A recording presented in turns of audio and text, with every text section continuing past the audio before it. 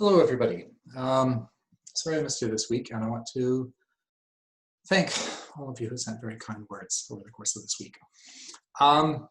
In this video, I'm going to talk about indirect subsidies for the arts. I'll mostly be talking about American policy, though I will venture into a couple of other countries. But this is actually so important in American arts policy that it's worthwhile using it as our main case. Okay, so what do we mean by indirect subsidies? Well, let's take a typical American nonprofit arts organization. So last week, when we talked about subsidies for film and television production and for music recording, we were mostly talking about commercial firms. This week, we're talking about nonprofit firms, okay? So these are organizations that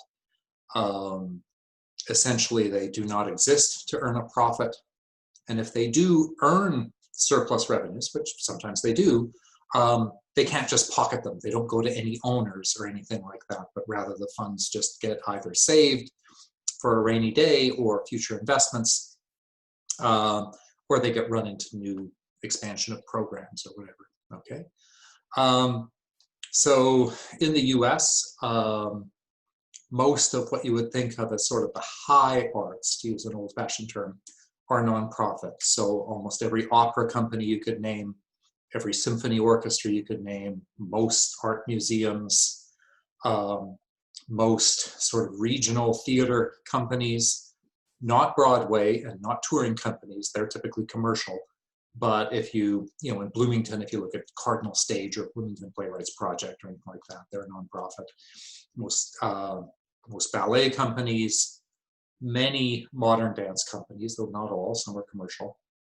But anyway, you have a lot of these nonprofit organizations. So in the US, a typical nonprofit organization earns about half of its revenue from selling tickets, okay? And associated merchandise, right?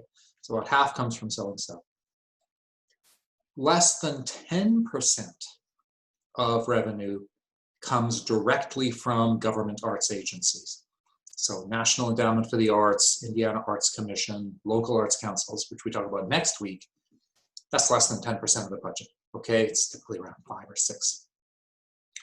Where's the rest of the money come from? The rest of the money comes from donations, either from individuals or foundations, okay? So charitable donations are hugely important.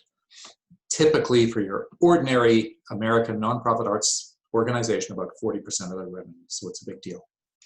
All right. So that's how things work.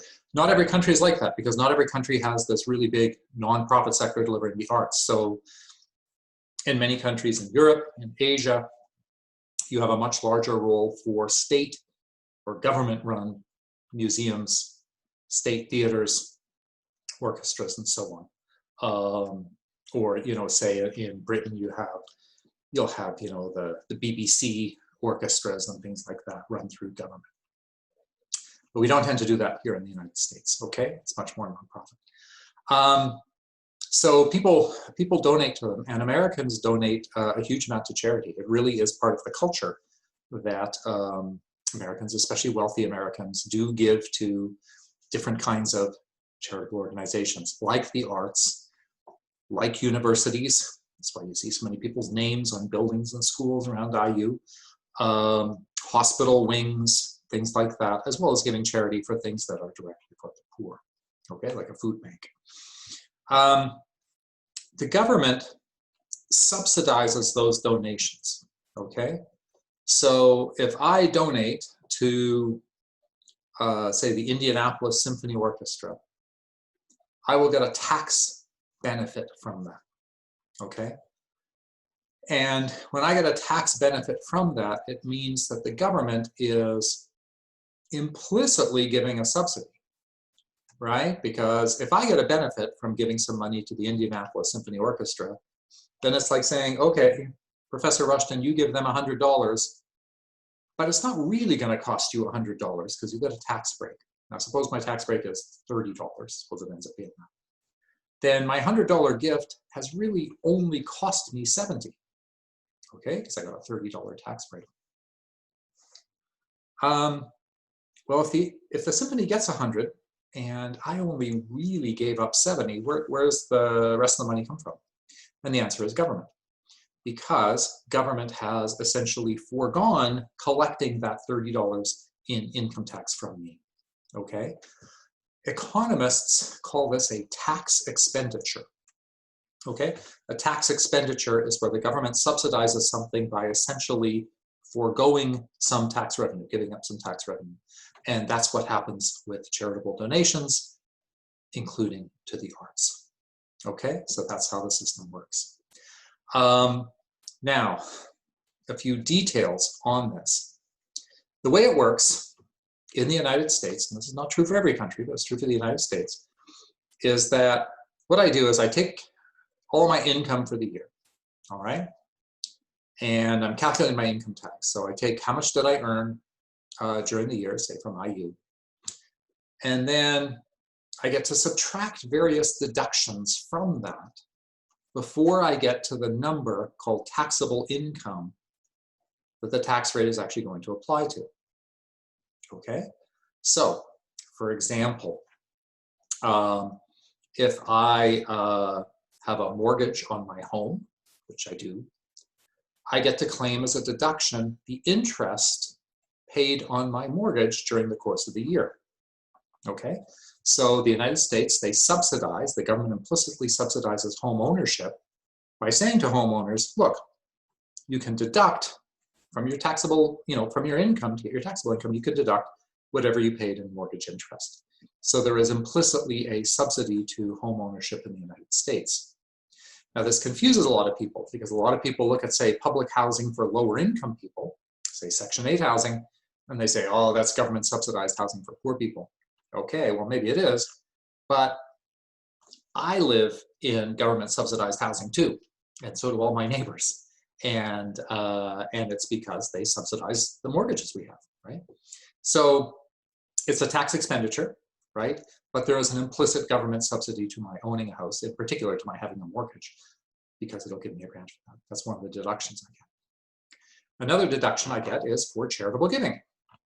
So if I give some money to the Indianapolis Symphony, if I give some money to Habitat for Humanity, or the Monroe County United Way, or Hoosier Hills Food Bank, just listing the charities I actually do give to, I get a tax break for that, okay?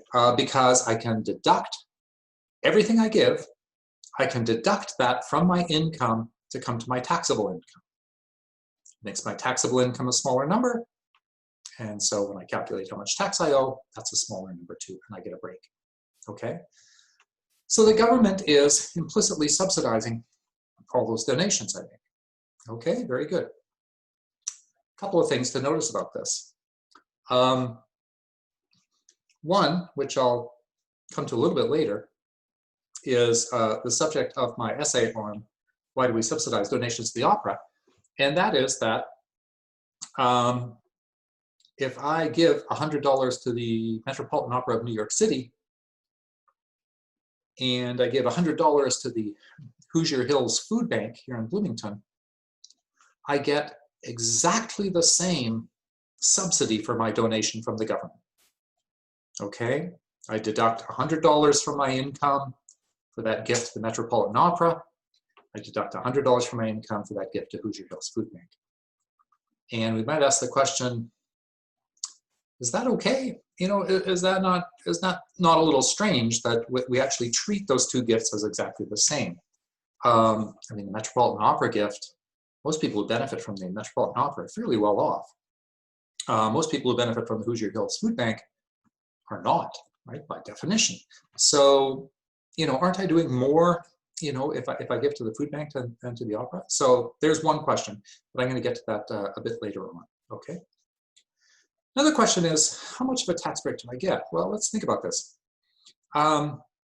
Suppose that the following is true. Suppose that my marginal tax rate, you can look this up, marginal tax rate, which is defined as what tax do I pay on any small addition to my income or any small deduction from my income. So in other words, at the margin, what tax rate do I pay on that money? My marginal tax rate is higher the more I earn. The United States, and essentially most every country, uses what's called a progressive income tax system, which means that marginal tax rates rise the higher is your income. So I'm a professor. It's almost certainly the case that my marginal tax rate is higher than yours. If I earn somehow a bonus $100 this year, I'm going to pay more in tax on that. More tax is going to be taken off on that than if you earn a bonus $100 this year. You might be so low income you don't pay any tax on that at all. But even if you do pay tax, it's probably going to be a low number. Okay, government will take 10% of that or 15%. Whereas for me, they might take 30% of that. Okay, so I have a higher marginal tax rate because I'm a professor and I earn more than a grad student. Okay, or an undergrad student for that matter. So marginal tax rates are rising with income. But now let's think about this. The benefit I get from a charitable donation essentially comes down to what is my marginal tax rate. If I pay 30% tax on that last $100, then if I make a $100 donation, my taxes go down by $30.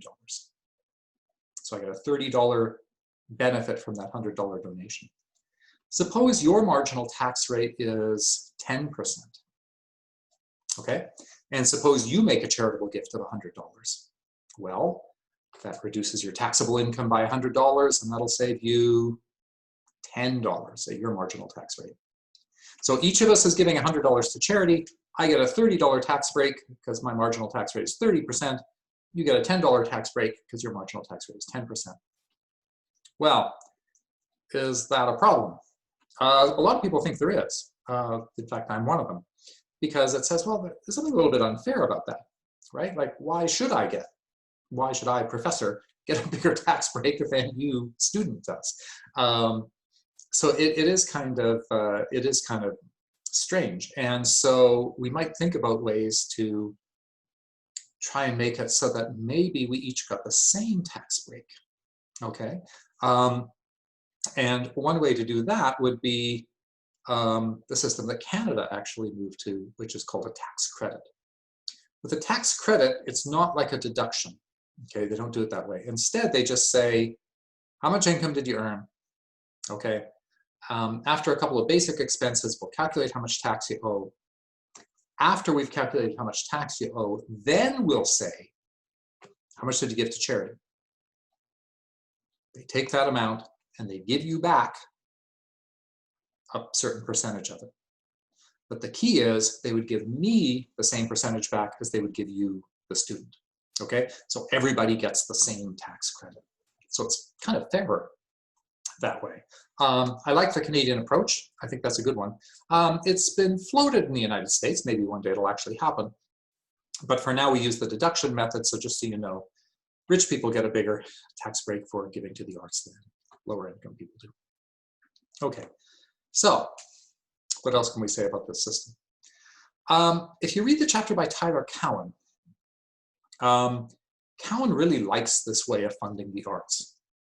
Okay, because let's think about the alternative. Suppose we think, based on all the stuff we did in the first half of the course, suppose we think that, yeah, there actually really are good reasons for sort of a public good in the arts. That it is good for society, that there are externality and public good effects, that it helps put people on equal footing, that we're preserving culture for future generations, that forms part of our identity. Think of all the reasons we have for government helping the arts in some way. Well, there's really two ways government can do it, right? It can, to a large degree, subsidize charitable donations. That's the American approach. Or it could say, nah, I think what we'll do instead is just have the government give directly to arts organizations. Government will directly fund or even run the symphony, the art museum, the theater company, and so on. So in, say, Germany, if you're working for an orchestra or an opera company in Germany, about 80% of your revenue just comes directly from government. Okay, huge amount. Unthinkable in the United States. That would never happen here. So how do we compare the two approaches? Well, When you think about it, both approaches end up using public funds.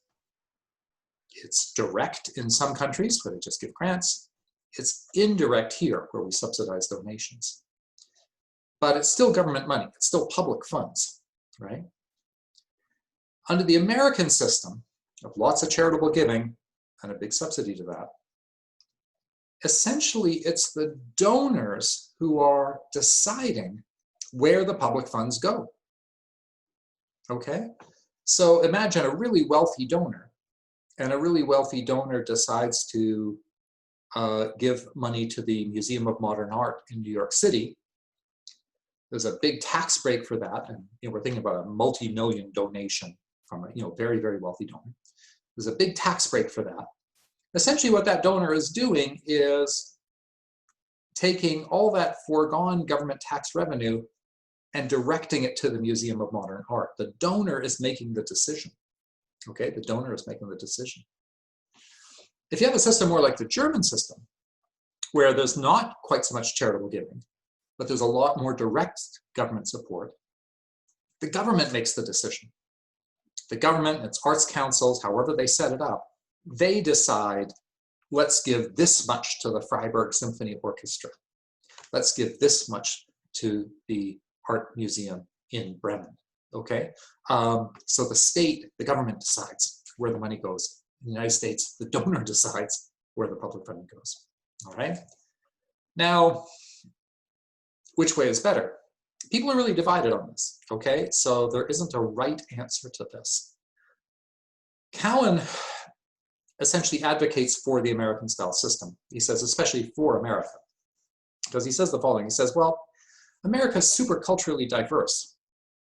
And if you rely too much on government, government is going to be in that tricky position of saying, well, what actually do we fund in this very culturally diverse land? What are people actually going to agree on? Not that many people go to the symphony. Very few people go to the opera. Are we really going to give that much money to those things? Shouldn't we give more money to other things? This is a very multicultural society. How are we going to divide this up? Cowan says that's going to be really hard. In Germany, the government giving a lot of money to a Beethoven festival is fairly uncontroversial, because they're going to say, look, this is our culture. And it's kind of beyond debate that a Beethoven festival is part of German culture. The government can fund it, and most people are going to go, yeah, that's a good thing to do. That's a reasonable thing to do. You're not going to get that kind of agreement here in the US, okay? So what this system of a whole bunch of nonprofits and then subsidizing donations does is it allows for a lot more diversity in what actually gets funded. It doesn't put it in the hands of government. Instead, it says, donors, you pick. You can be flexible on it. It's much easier for donors to say, I'm going to stop giving money to this one thing. I'm going to give more money to this other thing. Far more easy for a donor to do that than for government to do that. And so you have a lot more fluidity, and you can get a lot more diversity. Okay, so he says that's one really good reason. Another good reason is that with donations, arts organizations, they essentially have to compete for that money, okay? In our degree programs, we offer courses and we ask you to take them in fundraising for arts organizations. And that's because it's an important part of revenue. And one of the things that you learn in fundraising class is, boy, you better have a good story to tell the donors. You better be able to tell them, here's the good things we're doing. Here is the great programming we have in the arts. Here are all the grand reviews we've had from critics who have come to our shows and our exhibitions. Here are all the outreach programs we're doing, trying to bring in new audiences and diverse audiences. You've got to tell some really good stories to be able to get those donations. You have to compete. And so it tends to keep for a more dynamic, innovative arts sector, because they have to be out there telling these good stories, hunting for funds.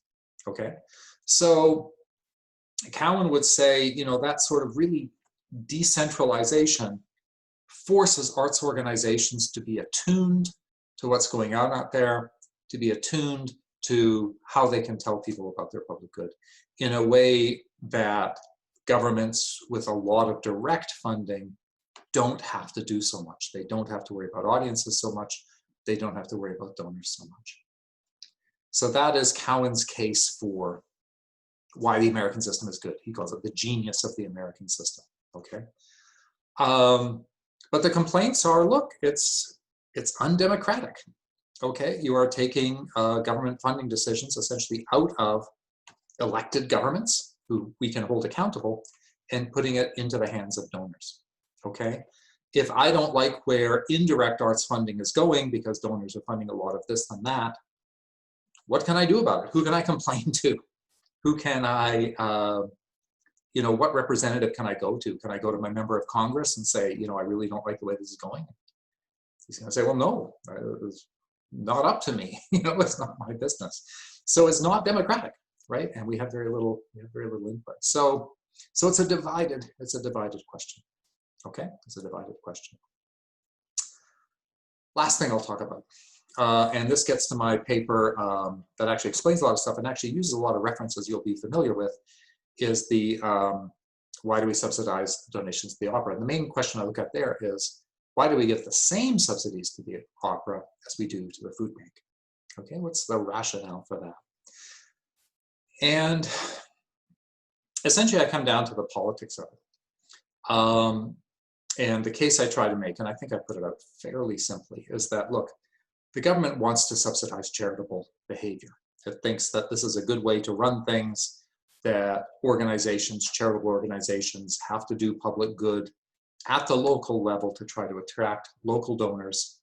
Okay, if I thought that the Hoosier Hills Food Bank was being poorly run, was not really serving the community it's meant to serve, was wasteful in the way it used money, I would give to a different charity. Okay, so it sort of keeps them on their toes that they have, I'd give to Mother Hubbard's Cupboard instead. Take another food bank, for example. And so they have to kind of keep things, well working and on mission to be able to attract donors. Okay, but it turns out that when you think about it, the big question is, well, giving money to the food bank, we know that helps the poor. Giving money to arts organizations, it's much more mixed. And it really is mixed, because when you think about it, giving money to the food bank has one purpose, okay? Give food to people who otherwise can't afford it, okay? Its mission is pretty simple, okay? Arts organizations are really complex, okay? They are conserving our cultural heritage from the past. They are developing new works and contributing to that culture through new works and innovative ways of performing old works. They are trying to bring new audiences into this great conversation that we call art and culture, introduce children to it, young adults into this cultural world. They're trying to diversify their audiences to people who maybe have had less interaction with a particular culture, say Shakespeare or something like that. Trying to do all kinds of things. It's a very complex mission. Some of it does actually benefit the poor. Some of it doesn't, okay? So it's very complex. For the government to try to draw lines in terms of, we'll offer subsidies for people who, for organizations that strictly serve the poor by this much, arts organizations by that much, recreation organizations by this different amount, it would just get enormously complex, right? It would just be a mess. It'd be a real mess. And so the simplest solution is just to say, look, across the board, give to charity, any charity will subsidize it. Now, charities have to follow certain rules, right? They have to be nonprofit. In other words, nobody is pocketing any net revenue, and everything has to go back into it. It has to be not set up for private benefit. I cannot set up a nonprofit organization where the real mission is just to make me richer by taking in donations. I can't do that. There has to be a demonstrable public benefit. In every country that has subsidies for donations, whether Canada, United Kingdom, America, they all have the same rule, right? As long as they're doing that, we're not going to try to draw these lines. It seems to be a political arrangement that people are good with. people already seem to agree that direct subsidies of the arts are okay. Every state has an arts council, we have a National Endowment for the Arts. You sometimes get people saying, well, shouldn't we cut those? But they never really do. So we seem to agree there's some kind of public good there. And so politically, and I mean this politically in the best sense, in terms of our deliberating about what constitutes public policy, not political in the bad sense of you know, crazy accusations and things like that, but political in the best sense of how we work things out as a community. It seems to make sense just to give the same level of indirect subsidy to food banks and to operas, and that's what's in my paper. Okay, so that's what I have to say about this issue. Take care out there. Pandemic is actually getting worse rather than better, so take extra care, people, please. All right, thank you.